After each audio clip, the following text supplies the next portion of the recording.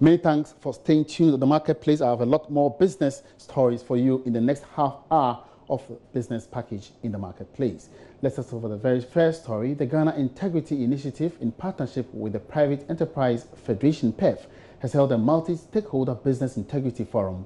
Speakers and other private entities were called upon to cease paying any form of facilitation fees in order to promote integrity and accountability in business. JoyNews' Kingsley Otu has more in this report. Forum under the theme Promoting Good Business Environment Through Ethics, Integrity and Accountability brought together some private and public sector stakeholders who shared varied opinions on the way forward to ensuring integrity in business. Delivering a keynote address, legal practitioner Clara Berry Kasati said challenges in the business sector are not because of inadequate regulations, but people's blatant disregard for values, which are major prerequisites for success. She charged individuals and the private sector in general to stop paying facilitation fees to enhance their businesses. The enactment of laws is one of the things that the business sector has done very well. The truth is that if we do not come back to address the issues of values, we will be chasing the wind. We had to incorporate a company for a client. This was a foreign client. So I had stated what the filing fees are, how much it would cost for transportation, and then the legal fees. So a senior colleague asked me, did you pay facilitation fee? And at the time I was like, what is facilitation fee? And she explained that you have to give them something, otherwise you are not going to get this thing done. And I was like, what something do I have to give? Because if I give something, what am I going to tell the client that something is? And she said, tell them facilitation fees. And I said, but that is corruption, that's bribery. It's a hard choice. But eventually, this is how the private sector begins to condone and abet corruption. Registrar General Jemima Owari enumerated some interventions made to digitize the process of registering businesses and wondered why clients will still employ the services of middlemen in their engagement with her institution. One of the first projects we embarked upon was to digitize our processes. And we did this by automating our processes and also migrating our old company data into an electronic database we now have known as the e-registrar application. This current e-registrar database is definitely a more robust system which allows for transparency. It's unfortunate that even though we've come out with this innovation, that's why I said the mindset. Most people sitting in this room, I believe, haven't even gone to the website or tried to use it. Those who have used it are invariably the guru boys that are walking around my office. And you get clients walking into the office and confidently and happily handing over monies to these guys to use the portal. CEO of the Chamber of Telecommunications, Ken Ashidbe, was of the view that introducing technology in the processes of doing business in the public sector is key to removing the chances of human manipulations, which he says has been a bane to doing business. It is critical that we use technology because in a lot of these public sector organizations, the systems are designed to fail. The systems are designed such that this Goro Boys thing would go on.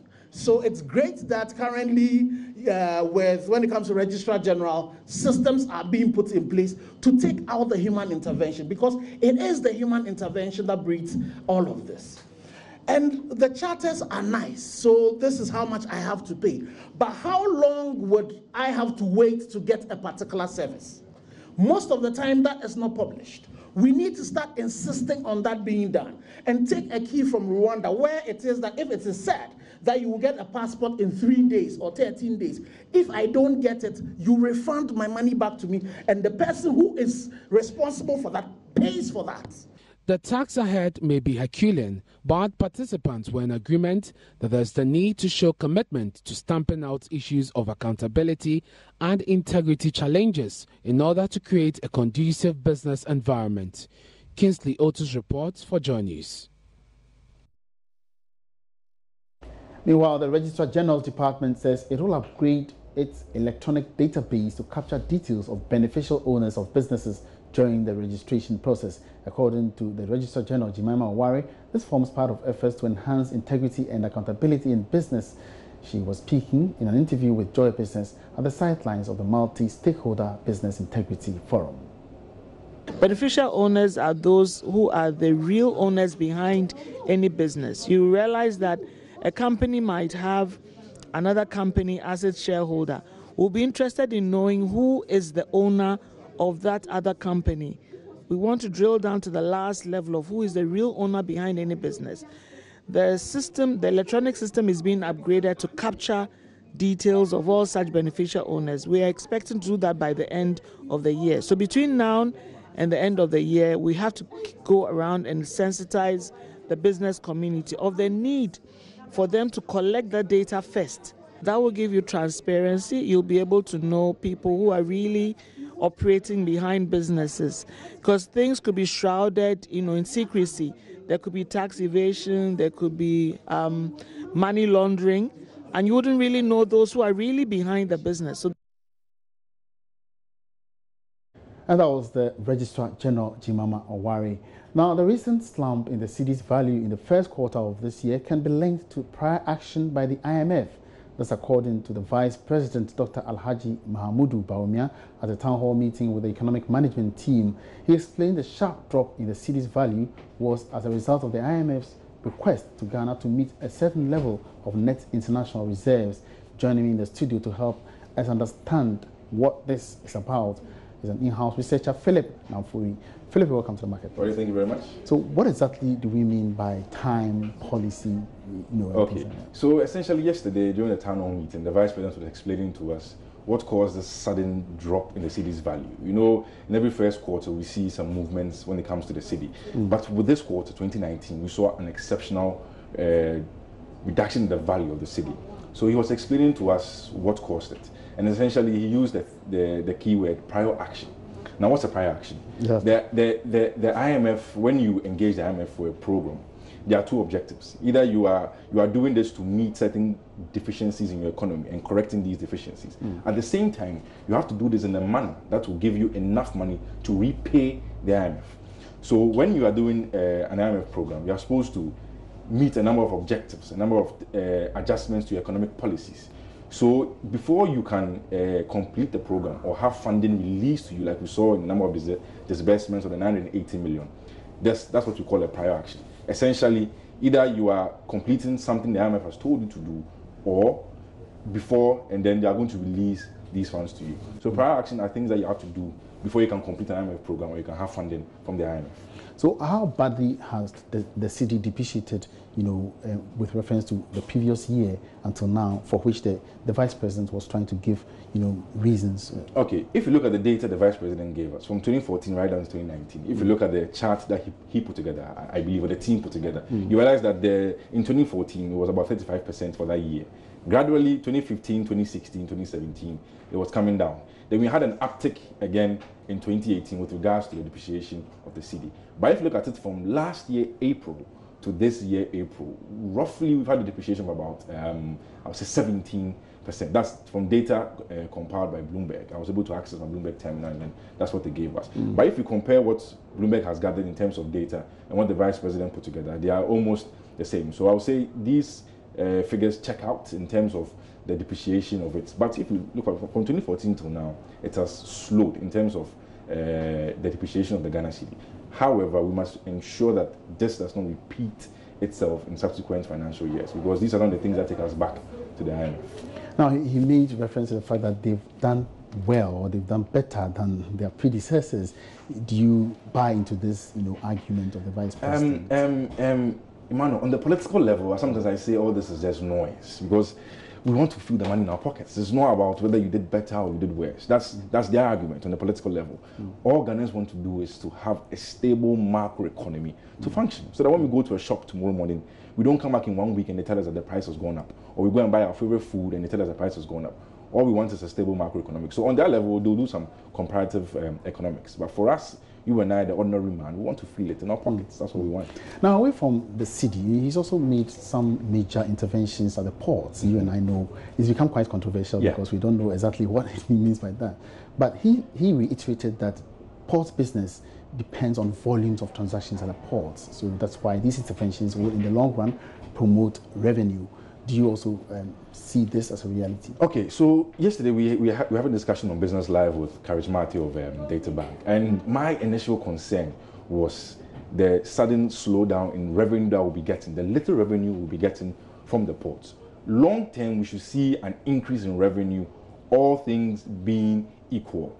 But you see, the level of competitiveness as compared to other ports, if that level is not as high as the other ports, then we're not going to be getting a lot, in my estimation. Because if you've adjusted a number of things, and for example, your city depreciation still knocks you off in terms of those who are bringing in goods, then the net effect is still the same. Because if I bring a car in and the city depreciation is going to hit me, obviously I'll factor it into my goods, and obviously it will affect you and I when we are purchasing. So unless we ensure that the city is stable for a good period, then some of these reforms all well and good. Like, for example, the physical examination of containers. That one, yes, will reduce a lot of time spent at the ports. But on the numbers side, if we don't take care, depreciation of the city will affect some of these things, by the way.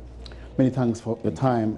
Philip Namfuri is our in-house researcher. He's been talking about yesterday's interventions by the Vice President at the Town Hall meeting. Interesting Town Hall meeting it was yesterday. And the largest opposition party, the NDC, has decided to react to some of the aspects or some of the issues that came up at the Town Hall meeting, which was addressed by the Vice President, Dr. Mahamudu Bawumia. Will be crossing over to the Men's Hotel here in Accra to catch a glimpse of the press conference being held by the NDC. Now, before we get there, Vice President Mahamudu Bawumia announced a 30% reduction in import duty on benchmark values of all imported vehicles into the country. This, he noted, is part of efforts to increase port containerized operations, which depend on volume of transactions. Let's hear again from the Vice President.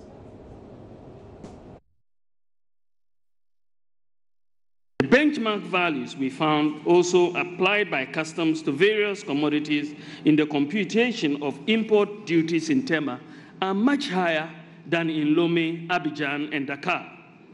In many cases, they are 100 to 200% higher. If you take, for example, a Ford Focus 2009 model, and you go to Tema, our benchmark will say it is worth $9,000.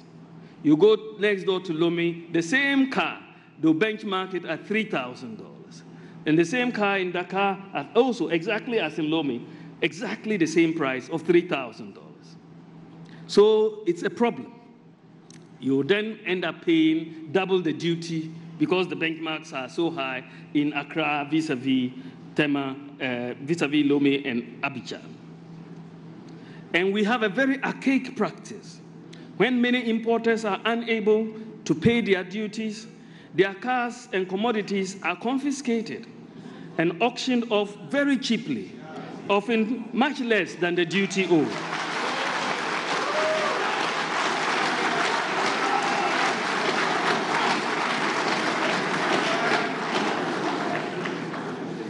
So, ladies and gentlemen, for importers, the choice is clear.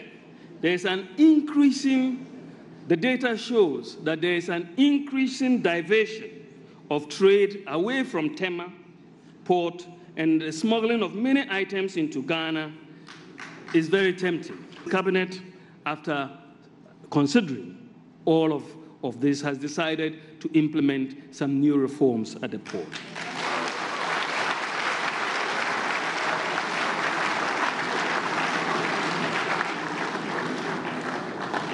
Cabinet is making these reforms, these decisions, with the objective of increasing trade facilitation.